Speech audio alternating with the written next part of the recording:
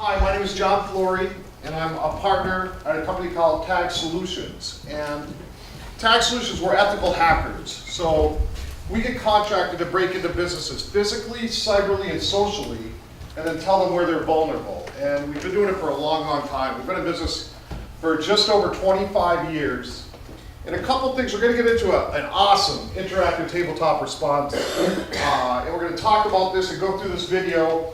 I want you to think about a couple things though before we get into the video. A couple things that I've learned in our years of hacking. And number one is security is a verb, okay? Security never ends. It's not a project, it's continuous. Your risk is always changing, right? You hire a new person, you add a new technology, so security should be looked at as a program, as a continuous process that never ends. And the second thing we've learned is an acronym, and it's my own acronym, but it's PPT, and that is People, Process, Technology when it comes to security, in that order. So when people are hacking, when we get contracted to hack, we're going to get in as quickly as we can, right? Because time is money, it's a money game, etc. The same thing with the criminals. And a lot of times you don't have to hack. You can leave your hacker in the back room because you can just ask somebody their password, right? This interactive response is really cool, and it highlights a couple areas that are very, very dangerous that we're seeing, and one is third parties. Third-party vendors, and a lot of times it gets so overlooked. What is your janitor doing? Where's he going? What does he have access to? The people that come onto your site, the people that are providing services to you are a threat. And it's something that they have to be vetted, and it's something you have to think about very carefully. The second item this is going to highlight is patching. Patching's huge, okay? Most attacks are not targeted attacks. Most attacks are what we call opportunistic attacks. I'll give you an example. Microsoft releases a patch, right? Big surprise, they do it at least monthly. But the reason they release the patch is there's a vulnerability. There's something wrong with the software. They found it, they've corrected it, and they've given you a way to fix it. Well, these criminals understand that. And as soon as the patch comes out, they exploit the vulnerability, and then they scan the world. And if you have not patched, they can get into your system. Doesn't mean they're going to do anything right away. It means they're there. So, before I get on a tangent, say hi to Carl Benevento. He's with Tag Solutions. He's going to be driving today. Jackie Berry in the back, CIT Associates, Tag Partner. Jackie's excellent, and the reason we work with CIT and the reason we have a partnership with them is because we trust them. They do what they say they're going to do, and that's very important. And that's what we have there. Emily put this whole thing together in the back. So thank you very much, Emily. We're on TV, so in the back, I want you to, and I want to make sure, Catamount Access Television, but it's Tom Madison. Say, Tom? Yeah. Thank you very much for coming. And I also want to thank Michael Keene, Southern Vermont University, for helping putting all this together. Great job. So we're going to get started. This is an interactive video, and usually you run it, you get into teams and discuss amongst yourselves, and I ask you for the answers. This setup's a little interesting, but we're going to do that, all right? You're a team right there, you two. How about you three? Can you be with them? Okay. You four? You four? And then you four, all right? And you guys can go with them if you want. It's up to you guys. Do whatever you want. I'm going to call on you. It's really loose. This is easygoing stuff. We have a Fitbit. So, I have this packet of information right here. And in the pack, first is a security pen. Really cool. Click through it. We're geeks at Tag, okay? I made up one of these things myself. I'm not going to tell you which one. One of them's mine. So if you open up this package, there's a couple things. One, you're going to need this. These are the questions we're going to be going through and answering, okay? So we're going to play a clip of the video. We're going to stop the video. I'll verbally answer the questions anyway, but they're right here. Take a few minutes, discuss amongst yourselves the answers, and we're going to have a discussion on it. Okay, so that's this form right here. The second form is the survey, and it's really important because right after we're done here, it's going to take about an hour for the exercise. When we're done, we're going to go over and eat lunch right into the next room. What's the name of that room, Emily? The gallery. The gallery. We're going to eat lunch there, and we're going to draw from your surveys for the Fitbit. Okay, so definitely make sure you fill them out. So you can win this. And lastly, we have an outline for an incident response life cycle. It's something, it's generic, but there's a lot of powerful good things in here because, you know, what we find at TAG, we always have to respond to incidents, and that's not the time for you to make a plan. You're scared, you're panicked, you can't think straight. You have to have a plan in place because, you know, 7, 8 years ago, I would be up here telling people, we're gonna protect you, they're not gonna get in, we're gonna make sure. It's not the case. It's not the case. It's an international kick. Let's be straight. China's never gonna extradite anybody for taking your money, okay? This is fueling the economies in so many countries across the world. This is a big business. We used to notice, and when we would do a scan, we'd see people got knocked on their door a couple hundred times a day. It's a couple of million now. I'm not kidding. It's going more and more. There's no control. It's the Wild West, and we cannot contain it. So you have to protect yourselves, and you have to have a plan. And I hate saying this, but it's the truth. It's not if, but when. So what we're going to do is we're going to do our due diligence, make sure we're doing everything we can do to protect our organization within our power, and we're going to have a plan when it doesn't. Because when these hacks happen, when people get hit, the ones that blow up did not have a plan. People got hacked yesterday. Several companies never heard about it. You know why? They had a plan, they knew what they did, and they take care of it. So it's not always your business is out when this happens, but it does happen often, and it happens when people don't have a plan. Okay, so that's enough rambling. We're gonna start, this is a TAG TV video. So it's a little bit hokey, but it's meant to be hokey, but it's real. And don't think what is happening in this video doesn't happen every day, because it does when I see it. Go ahead, Gara.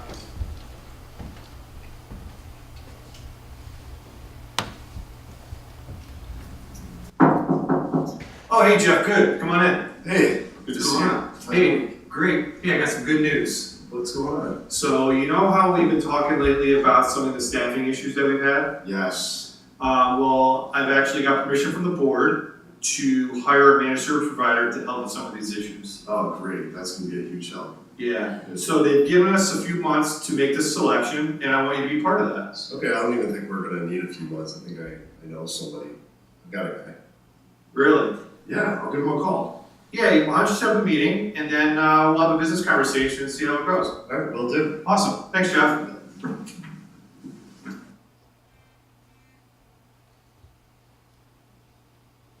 Thank you very much for sitting down with me. And I just want to say it's a pleasure working with an institution, especially in banking, that is as nimble and makes decisions like you guys. I'm pretty sure everything is covered and we're all on the same page, and I'd like to know what your decision is about moving forward with using us as your managed service provider.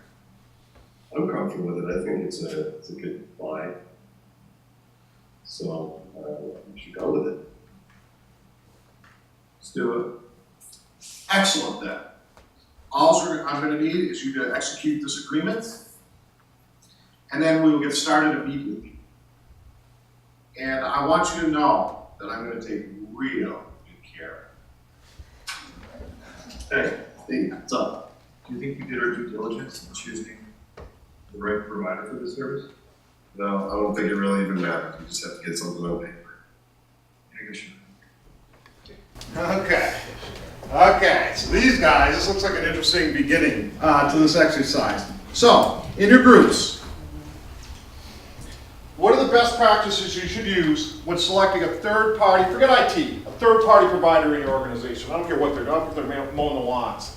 What are the best processes you should use when selecting somebody, a third party in your organization? Question 2, how do you qualify your vendors? What do you guys do to qualify them? 3, who should be involved in that process? These two guys, who should be involved in it? And lastly, what are the potential risks to bringing in only one provider? What do you think the risks are there? Take a few minutes, take 3.5 minutes, discuss amongst yourselves, and we'll be back at you, okay? All right, take 4 minutes.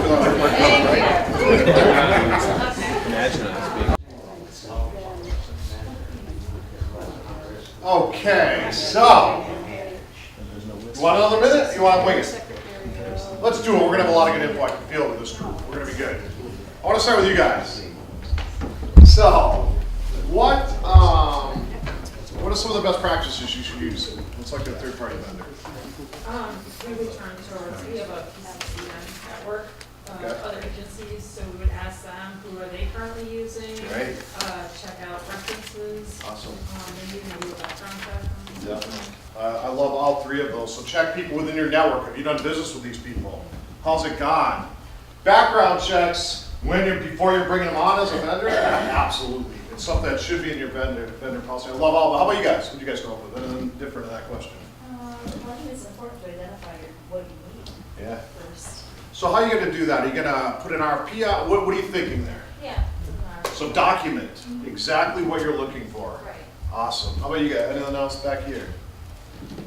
I think we covered, well, you talked about just the first question. Yeah. One more, then we'll go on to the second. Unless anyone has something that they. Anything else in the first question? You guys think? So document what you want clearly. So know what you want. Document what you want. Check references. Check people in the associations that do business with. Check the reference that they don't give you. Okay. I would look on LinkedIn and look at maybe that person, somebody else in the organization. Because a lot of times they give you a reference they know, but if you call somebody else, it might be a different answer. So it's something else. How about anything else over here? The first question? Bonding, accreditation, that sort of thing. Awesome. Yeah. Are they accredited? Do they have the skill set to do this job? And then you should make them prove it to you. You should ask them for backup information on that type of thing. Question 2, what about vendors? How do you guys qualify vendors right here? What are some of the things you do to qualify? References. I was gonna say references. Yeah, okay. So you definitely have to ask for references coming in. Anything else over here? You guys own it? Filter through a standard. Good, good. Filter through a standard and design your RFP around that standard. Is that what you're saying? Yeah, excellent. You guys have anything different for qualifying? Yeah, we're a credit union, so we Awesome. have certain Yeah, I know. guidelines by NCUA, so we Yeah. have to do, an SOC report or an SSA 16. So you asked them for that, correct? Yes, we have to, Yes. like binders, disaster recovery. Yep. Business continuity plans, their financials to make sure what kind of shape they're in. Right. References, again, we're lucky that we have the NCUA to be able to check with our examiners who other people use. Right, because you're audited Yeah, regarding this every year, process. Every year. So it's really a vendor management process. All back here, you guys, anything else for qualifying the vendors? A lot of the same things as the first question, so. What about the decision-making process? Who do you guys think should be involved in this process? So let's pick this example. We're bringing in a third party to do managed service with our institution. You saw the CIO and director of IT there. Anybody else you guys think should be involved? Well, it depends on how far the services that are being provided reach out into the other departments. So certainly, It would be if you have technology right, across the so if board. it's operations, certainly you'd want to have your operations Great. involved. Okay. Basically, all the branches that it touches, you want those individuals. They may have different perspectives. So Good. certainly you want to get that. I love it. Yeah, you want to get, how about you guys? Anybody different in the, how like CFO? How about CEO? How about counsel? You ever thought of that possibly? A lawyer is part of a security program because you have to control that communication, and it's vital to have one, at least have access to one. Board? Should board be involved in this level? Okay. Once. Depends. I think if it were me and I were the CIO, making this particular decision, I would get as many people's buy-in and input as I possibly could. I really would, because what I've learned personally is I don't know everything, and I don't think of everything. And sometimes we get the people you're not expecting to give you feedback that is very, very valuable. What are the dangers of bringing in one provider here? What do you think one of the dangers would be? You might not know the person, you need to know more, you need to get out there, spread out. Got to qualify. Yeah. What's another danger? How about the price? Yeah. Yeah. Right? Could be gouging you. How do you even How know? do you know exactly? Another danger is, this particular one was, hey, I got a buddy. I got my buddy. And sometimes I do these things and they say, John, it happens all the time. Oh, it happens literally in every organization. Okay, any other input on this first scene? So we know one vendor, no good. We want to document. We want to check references. Ask them for everything in the kitchen sink. If they can't provide it, then let them tell you, I don't have that, I can't provide that, it's something I can't do. And then you take it from there. ask the questions, document the communication, and document everything. Documentation is key, because if there's ever a breakdown, you need that documentation, okay? All right, let's move on to the next. Carol? I gotta just go through the question here.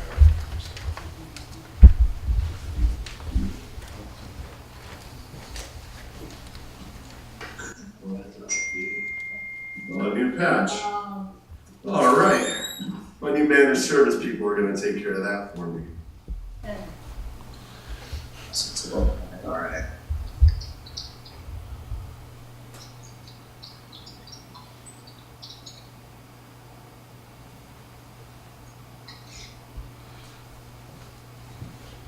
I don't have time for this right now. I guess I'll get to it later. Okay, all right, so that looked interesting. Okay, so we went through our process, we qualified the vendor, we've got it all documented, now the vendor is doing work. How and when do you assess or put into place proper controls for this third party? Right, you're supposed to patch, it's right in your contract, you got it written. They're supposed to patch. What controls do you have in place to make sure they're patching? What are you doing to make sure that they're doing what they're supposed to do? What do you do to integrate your team with this new vendor? So how would you do that? You want to integrate your team so that you can set up accountability, controls, etc. What are some of the ways you could do that? How do you ensure, once this is done, that proper communications between your team and the third-party vendor, it's happening? How do you ensure that that's happening? Okay? 5 minutes. Go ahead. I think we had another minute left. We're good. So, I'm going to start it back this time. How and when do you assess or put into place controls to control these guys, this third party? What do you guys think over here? Well, you build in your own consumer reports. Okay. Whoever needed the service in the first place, you Right. monitor, are they getting it, are they happy with it, or not? So you ask the people that are being served. Yeah. That's one way you could do it. Okay, great. How about you guys? So, I think you need to have buy-in. You need your team to be on board with Yeah. with what the third party's doing. Right. Right. How do you ensure though that that's happening is really what I'm trying to get at here. So we've contracted them, Michael. So they should be doing it. But how do we make sure? I guess you have to do some auditing. Yeah. Good. How about you guys? We said a lot around education, bring them to a tag event. Great. But obviously, I think having your staff understand the importance as well. Yeah. Not just the people in that room, which were 3 at that time, but also saying at some point this is such a mission critical thing. Right. Making sure everybody's empowered and educated on it. Absolutely. I mean, it's a huge risk, right, to your business. Let's, anybody else on the first question? Anybody else want to add on how and when do you assess? I'll add something often. What I would do is set up a weekly or a bi-weekly call or possibly meeting and have a checklist agreed upon before that call and just go through the checklist.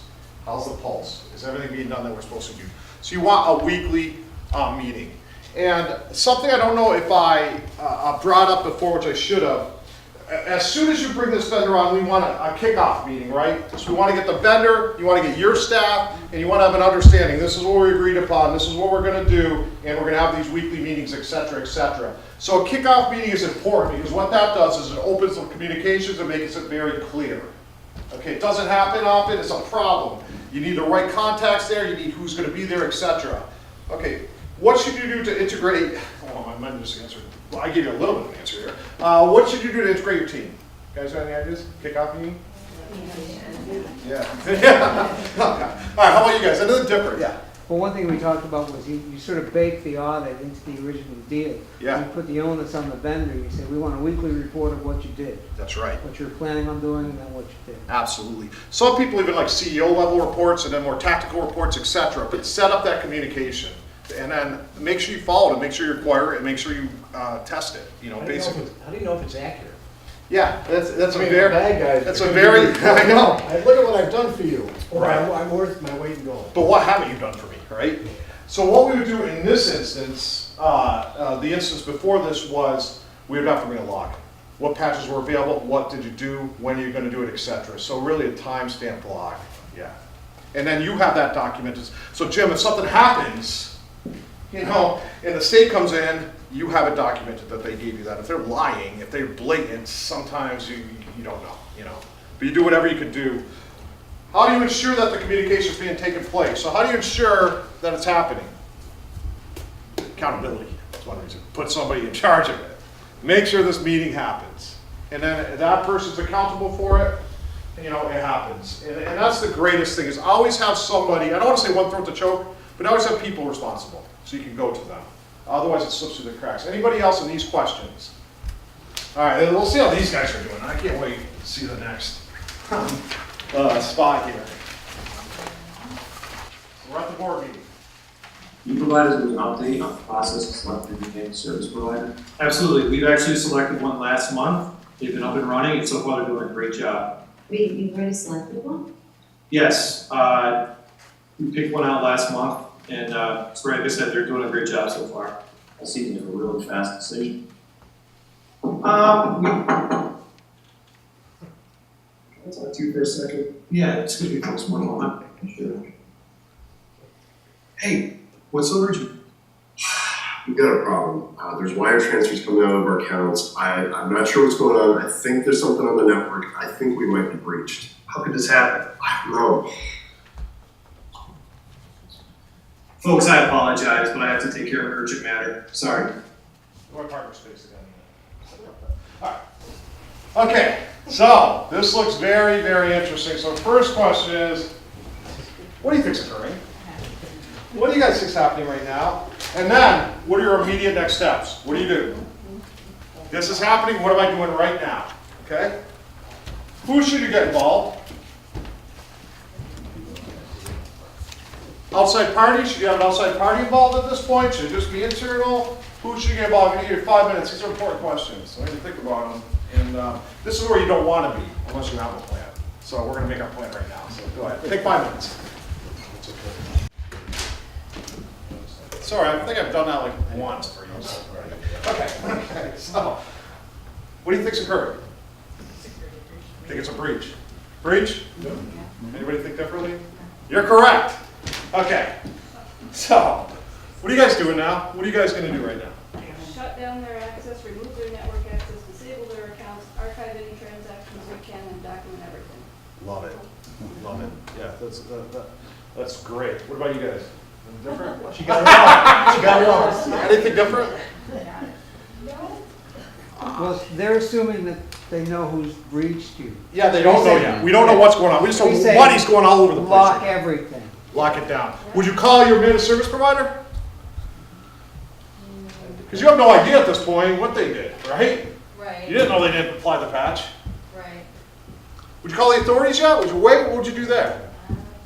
Way. You Okay. have to do a damage assessment. Okay. Before you know the call. All right.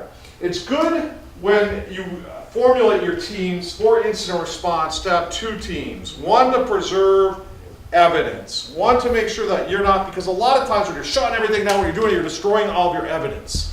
So one team to destroy evidence and another team to keep it moving, keep the lights on, keep us rolling, keep us moving forward. So that's very important. Anybody else on that question? What are the next steps? Who do you get involved? How about back here? Who do you guys get involved right now? I think it's gonna be based on the protocol. It's, you should have a plan and Follow that plan, man. Follow that plan. Give me a couple people in your plan you think you might want to get involved right now. Would you get the board involved? Would you get the president involved? Would you get authorities involved? Would you get PR involved? Would you get a lawyer involved? Are you there yet or you're not there yet? Audit. Yeah. Get audit involved. Get on it. What on it? Okay, I like it. I like it. And my last question is, any outside parties yet? Would you contact the vendor or no? Yeah, absolutely contact the vendor. And you also, I really want an incident response or somebody on Tickler in your file that you could call when something like this happens, when a breach happens, a tag or somebody that can respond and help you and knows how to handle this. really important, because this is where panic sets in right about now. And we're gonna see real panic right now, so here we go.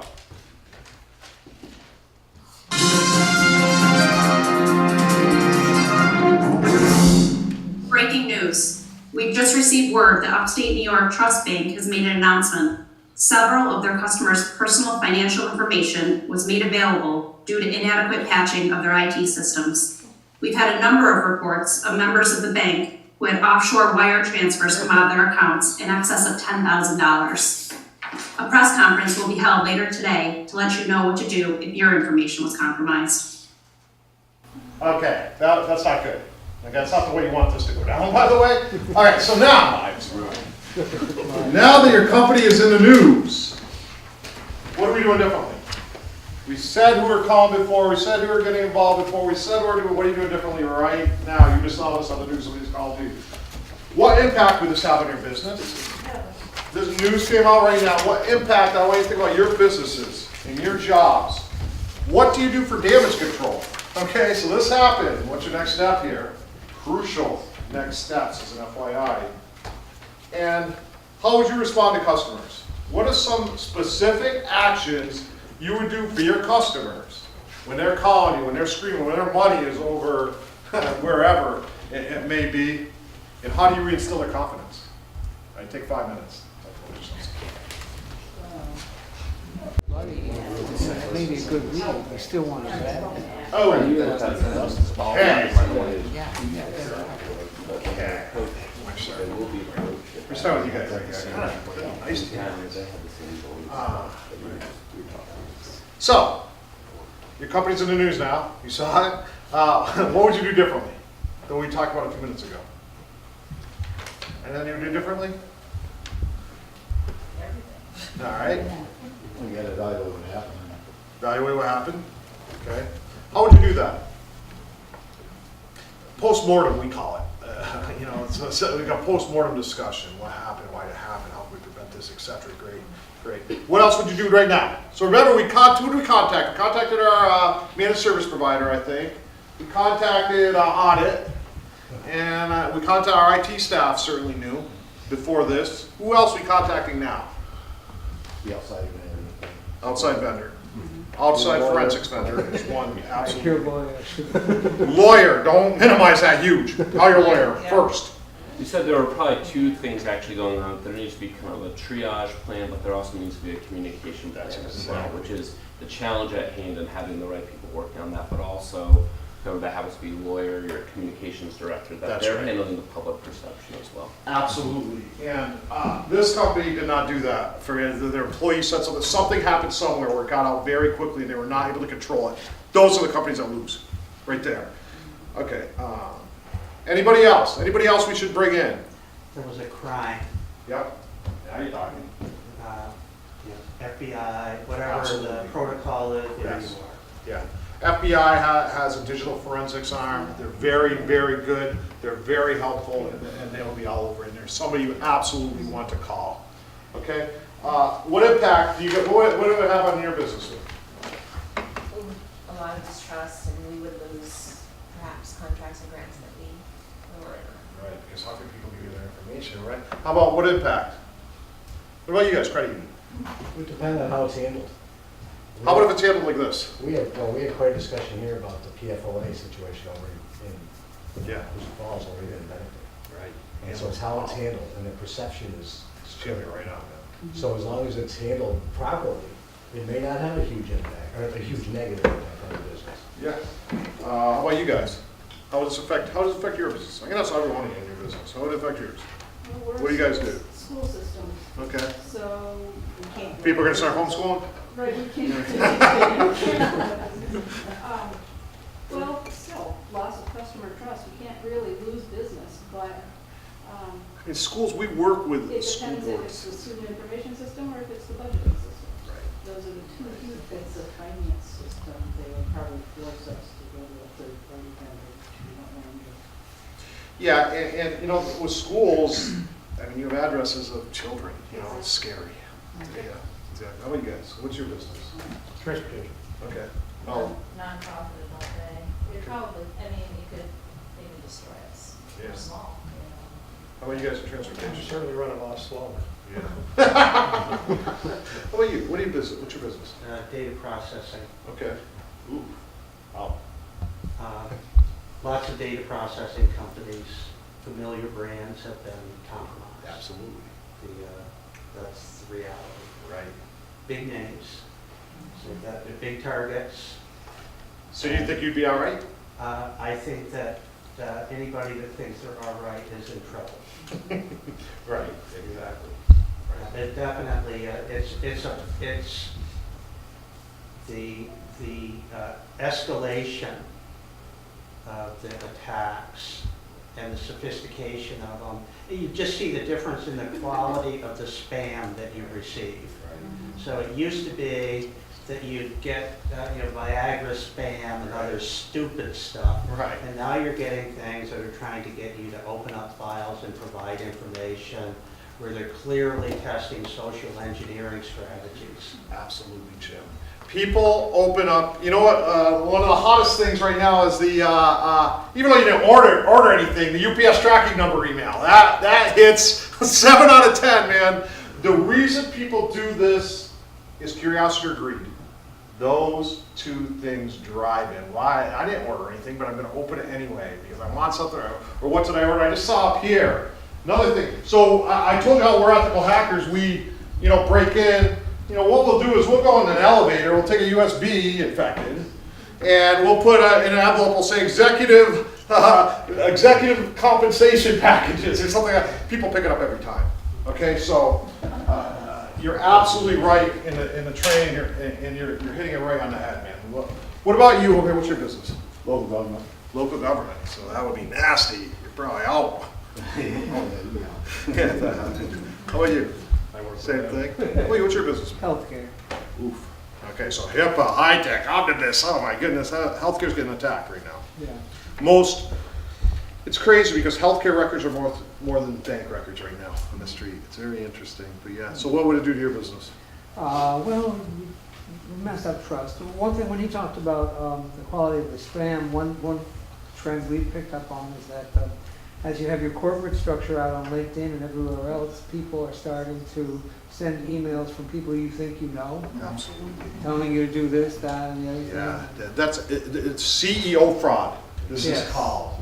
And what this is, there's a bunch of different things. But one way it happens is the CFO gets an email from the trusted CEO, wire $50,000 right down to there, and it's huge, right? It's huge. LinkedIn got hacked. And I know a lot of people say, who cares? I don't have anything on LinkedIn. How many people do you think have the same login credentials for LinkedIn that they're using for their other accounts? Tons of them. That's why they do it.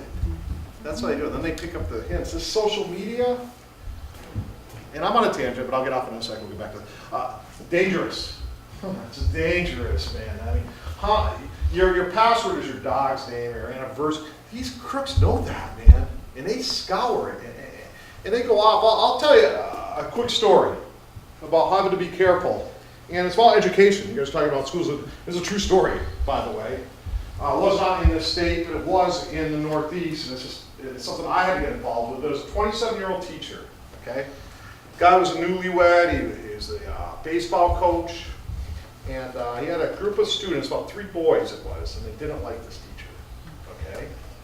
And they picked up enough information by what he left on his desk, what he said, and what he posted. And they went and they opened a bunch of accounts in his name. And one account was a Skype chat account, not the video, the chat.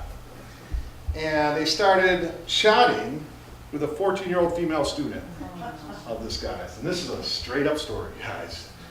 And the parents started to become suspicious. He's on the computer all the time. They go, call the cops. So this guy, this teacher, right? Search warrant, leave. His wife, newlywed. I know my wife, she'd be like, John, the police aren't here for no reason. Okay? Stop. This guy went through, in the end, kids got arrested. He didn't get his job back because they had budget cuts and everything. He didn't end up even getting it back in the end, but it got straightened out. But what do you think I kind of went through? Don't tell me about that. Tell people very, very little is my advice. don't give out any more information you ever have to give it. I mean, I'm paranoid, I see this every day is what I do, but the stick figures on the back of the minivan, mother, father, daughter, dog, I wouldn't do it, because you're a crook in front of your house. Oh, there's a mother, there's a father, the daughter left, I know they have a dog, don't tell them. Don't tell them. So, okay, I'm on a tangent, I gotta get back. What impact would this have? So the impact's bad. Why didn't I get back to you guys? College? And most of the attacks that are attempted are either to send spam through our system Yep. or the CEO kind of, CEO, release information kind of thing. So I think the impacts, the potential impacts are, we got our server shut down by an upstream provider, or we're out a lot of money. Right. So I don't think reputation-wise, in mainstream it's going to do that much, but it can hurt us terribly. Yeah, especially if they wire overseas $100,000, you're not getting it back. That money's gone. We wire that money, bye-bye. Mm-hmm. Somebody might get arrested, probably not overseas. They might get, I don't know, but yeah. How about, are you with him? Yeah. What are you, buddy? What's your business? I'm the president of SVC. Awesome. What do you think impact it would have? Well, like Mike says, there's a certain reputational problem with it, but it's for colleges. It's mostly the money that it costs to fix it is the problem. Colleges are huge. I mean, we work with a ton of them. So, it's a huge problem. These students aren't used to protecting their information. They plug into jacks, they do whatever. So you have and you have to allow them to work. So you have a Highwire Act you're kind of performing in colleges. I see. Okay. All right. What about damage control? What are some of the things? Did I catch everybody's business? I think I did. Right? What are you guys doing? Are you guys done? What are you guys doing? We're the Chamber of Commerce. Okay. Cool. So someone's gonna get a lot of garlic. Right. All our garlic test vendors. Yeah, exactly. Have fun with that. All right. What about damage control? What do we do now? Everybody's mad at us. Everybody thinks we don't know what we're doing. I got all these problems. What's one thing you do for damage control? Clarify the situation. What actually happened may be completely different than what was put out in the media. Yeah. So what would you do? A press release, a news release, a news conference? Oh. Have a team of who Staff. handles what, Great. one spokesperson. Yeah. Get your staff, because who knows who they're calling, what they're saying, what they're doing, and put them in a room and get clear communication. What else? What are some other things you would do? Anything else? Yeah, good point. Cyber security insurance. Great, it's great stuff. Understand what it is. It's reactive. Okay? It's not helping you it does give you some criteria at the front end, but it doesn't help you at the front end, but it will help you if there's a problem. You're going to want cyber security insurance as a reactive part of your program. Okay? Insurance program. How about to reinstill confidence? Is there anything you guys can think of you would do? Yes. Another public announcement about what you're doing going forward to make sure that this doesn't happen again. Right. You've addressed it, you've taken care of it, you've recognized that you have a plan going forward. Excellent. I see people, their CEOs, fly to their customers. It's that important. They fly to them and they meet with them face to face. I mean, whatever it takes is really my answer to this. But communication is key, and showing them that you understand that this happened, you figured it out, and you have a plan is really, really important. And I don't know what my last question was, but it is, okay, I answered it. Good. Anything else? All right, what the heck's going to happen with these guys now? Let's see, Carl.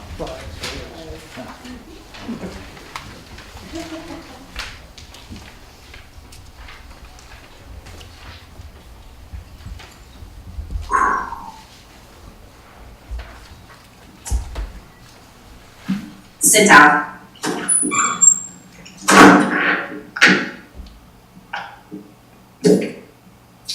You've been here for 10 years, you've been here for 15 years. It's completely unacceptable. But you trusted this guy. I did, he's my friend. You knew we should have looked at other options rather than go with the first person that walked in the door. But like I said, Nick, he's my friend. I didn't think this could happen to us. You said it was nothing more than a checkbox. That's what I thought. I didn't realize this kind of thing could happen.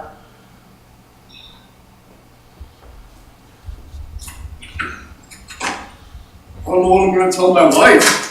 Oh, it's all the kids. I can't believe we got fired. I can't. Okay, it's not fun. So, I love it. Do you guys think these terminations were justified? Yeah. Okay? Well, I gotta ask, should anyone else have been terminated? I wish the president was still here. Okay, where is he? Should anyone else have been terminated from that? What else do I have? What could be done to prevent this from happening in the future? And who should attend this post-mortem lessons learned meeting that you're going to have after all this to discuss? Take 5 minutes in our last one. We'll have a little discussion with you. Gotta go check the shirt. Similar incident. One of my strategies. All right, I shorted you. We're good. Think I should have been fired? Okay, so tell me. I think they should, I'm much tougher than. Okay, you think I should, you do not? No. Why? Because hopefully there was other people involved in hiring this third party vendor. Right. And it's not like they were the ones that hacked the system. Okay, Maybe- interesting. Maybe a probation period. Okay. You know. So you're thinking maybe write them off. You're thinking get rid of them. Oh, you guys? Thought they probably should be fired. You guys? Fired? Anybody different over here? All right, so I think they should absolutely be terminated. Personally, because you have to do things like that to reinstill confidence.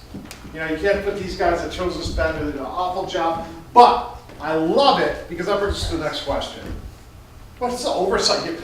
Should other people have been terminated beyond these people? And who?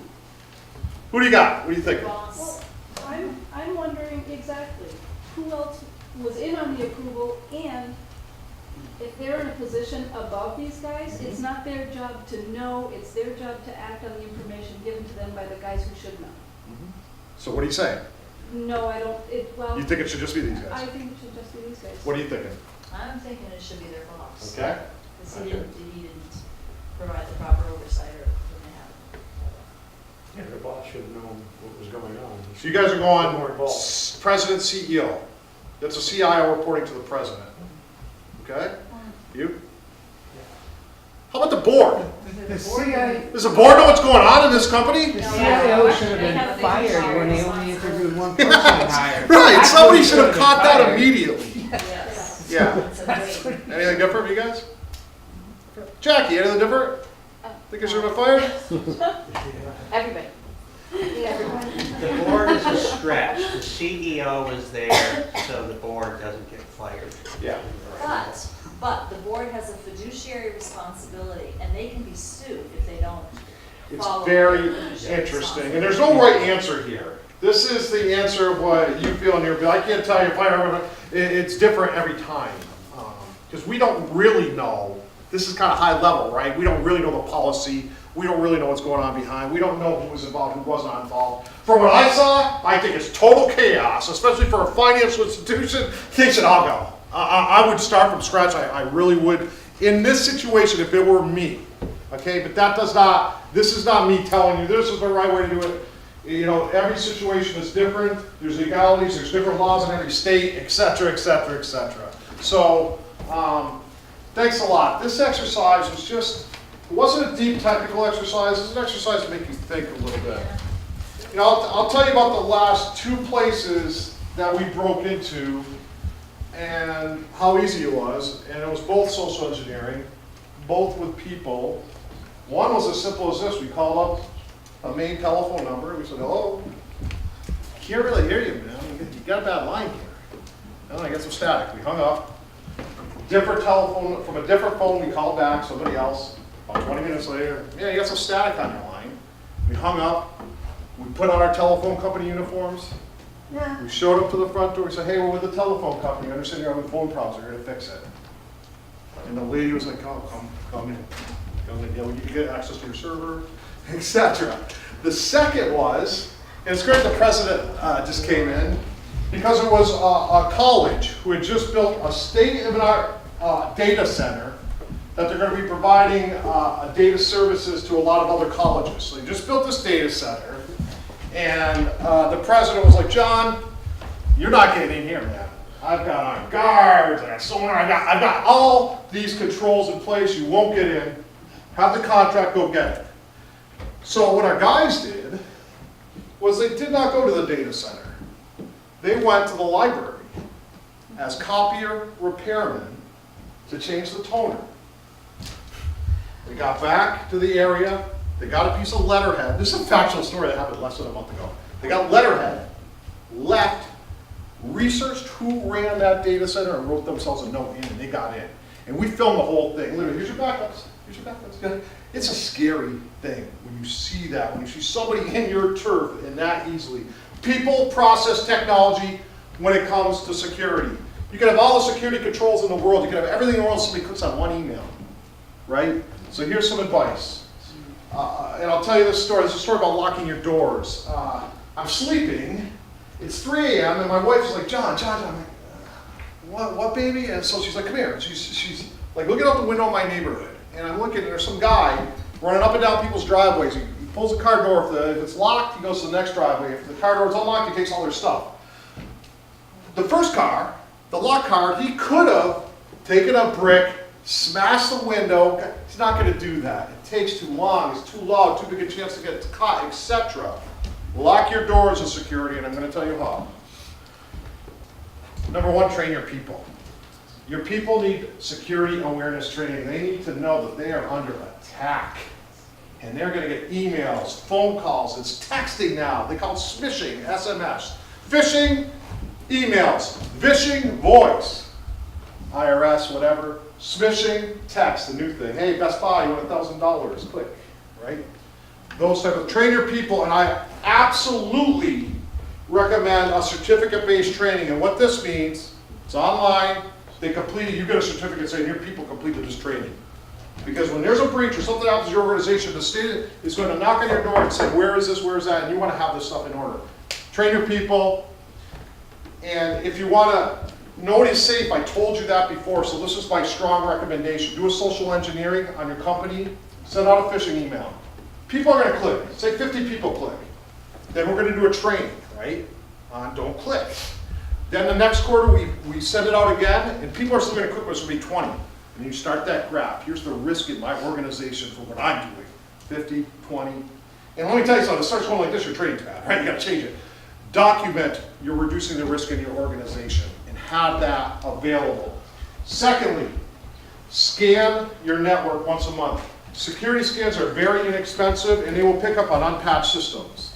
They will pick up on any malicious activity, I should say any malicious activity that is going on. Scan your system. You scan your system and you train your people, and then tighten up your policy. You know, the Internet of Things. We're hearing about the Internet of Things? So the Internet of Things is, where's my phone? Right now, basically, if somebody gets my phone, you know it's a huge problem, right, these phones. I'll tell you a stat. 50% of the people know that their cell phone has been hacked, and 50% of the people do not know that their cell phone has been hacked, okay? Because they're all hacked. Your cell phone. Next time you download an app, before you just click through, just read what it says. It's going to say we're going to log in every click, we're taking keystrokes, who knows what, it's crazy. What they ask you for this free app, if it's free and it's a valuable app, they're doing it for some reason. Okay, they don't just give you this free app for no reason. So be very, very careful. But the Internet of Things is now I can control my heat, you know, my medical device, my pacemaker, everything is now coming together. So now they get my contacts, they get some pictures, they get some emails. A year from now they can get my pacemaker, they can get any control. It's scary. Things are becoming more interconnected. That's why you have to be more and more careful. Policy on mobile devices, policy on breach notification, incident response, very important. Train your people, scan your networks, and policy. Is that everything you should do in security? No, but that's locking your doors. Okay, that's a good start for you guys. All right, so lunch, any questions? All right, cool. We're going to be having these, by the way, once a quarter on different subjects, different things. So we'll definitely let you know, and we'll invite you. We appreciate you coming. Fill out the surveys, and then Fitbit. Then we're going to go. Emily is who got the surveys. Then we're gonna go in the next room, we're gonna eat lunch, we're gonna draw, Jackie is gonna draw the name for the fish tank. All right? Thanks a lot.